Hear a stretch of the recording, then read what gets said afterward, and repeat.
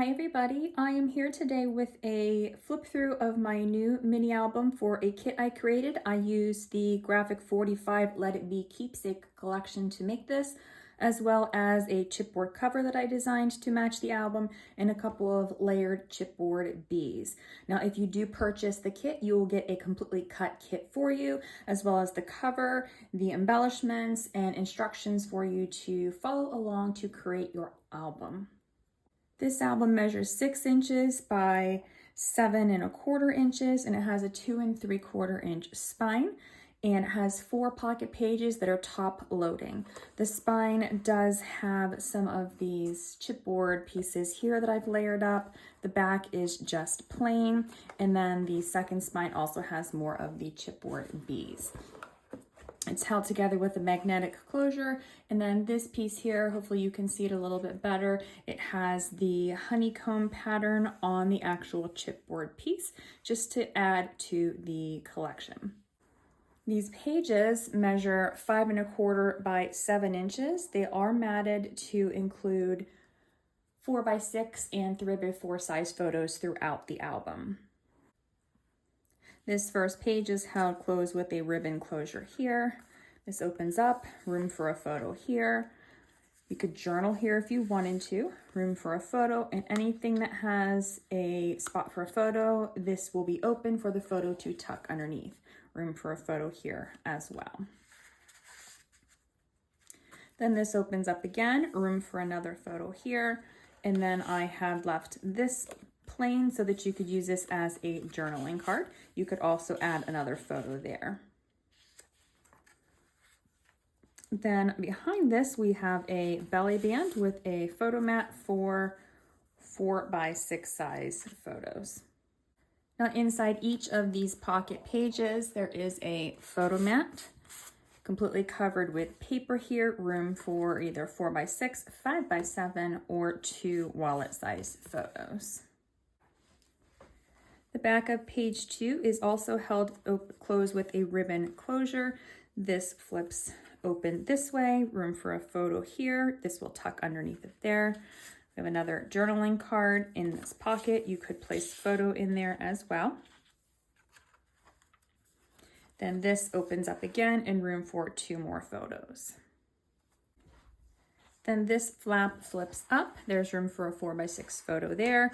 And then we have a belly band on the page that has a photo mat, room for 2 3x4 size photos there. On the front of page 2, I have a swing tab here. This opens up, room for a photo there. This swings down, room for a photo here. Again, this is open for the photo to slide behind. In the center of the page, we have a waterfall feature here for 4 photos, and then a pocket behind that has the card. You could do some journaling there, and then room for a 4x6 photo on the back side. In this page here, there is another photo mat in the pocket, so decorative paper on both sides. You could leave the paper on one side and place photos only on the other side, or you could just add your photos on both sides. On the back of the page, this photo mat keeps the flap closed, room for a 4x6 photo. You could place a photo here if you chose to do so. This flips up. This opens this direction, room for 2 photos here. We've got another photo mat here. You could place a photo on the page. And then here we've got a swing tab, and this opens up. So we've got room here for a photo and room here for a photo. You could also place a photo in the center here if you chose to cover all of the paper. For the front of page 3, I have cut a slit in this paper here to use this as a tuck spot. So we have one of the cards, that's a photo mat, just tucks right back in there. Then this opens up, it's magnetized. We have room for a 4x6 photo here. We've got another photo mat or a journaling card here. You could place another photo there if you chose to do so. And then we have room for another 4x6 photo here, as well as a photo mat to hold 2 4x6 photos there. In the top of this page, we do have our third large photo mat, room for photos. On the back side of page 3, we have a ribbon closure here. This opens up, room for a photo here and here. Then this will open up this direction, room for photos. And then this whole page opens up this direction, room for 2 wallet-sized photos here. And I have a photo mat here for 2 more wallet-sized photos, and you could place a larger photo on the page if you choose to do so. For the front of page 4, we have a belly band on the front, and we have one of our photo mats here for a full-size photo. And this is magnetized, it flips up. We've got room for a 4x5 photo here. You could place photo here if you choose to do so on the fronts. Then we've got photo mat here, here, and in the center. And this banner here is open, so the photo will tuck behind it. Then in the pocket, we do have another full-size photo mat.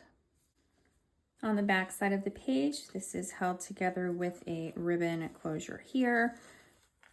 Space for 4 photos or journaling. Then this whole piece lifts up. We've got room for a photo here, room for a photo down here, and then in the pocket on the page, we have another photo mat for a 4x6 photo.